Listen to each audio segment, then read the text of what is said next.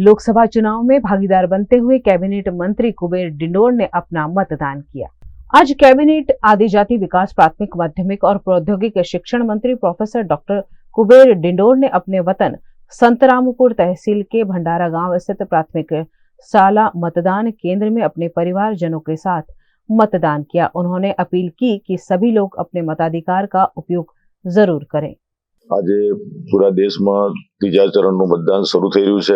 एमां मैं मारू मादरे वतन, मारी कर्मभूमि भंडारा बोड़ीकुबा मुकामे मैं प्रथम 7 टकोरे मतदान कर्युं छे।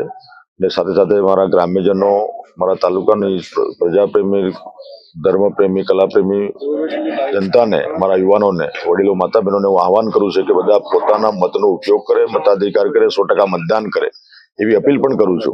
अमे आज विकसित भारतना संकल्पने साकार करवा माटे देश हितमां, राष्ट्र हितमां मैं मतदान करेल छे अने तमामने मारी शुभेच्छा अने साथे साथे तमाम मतदारो पोताना मतनो उपयोग करे एवी मारी विनंती छे।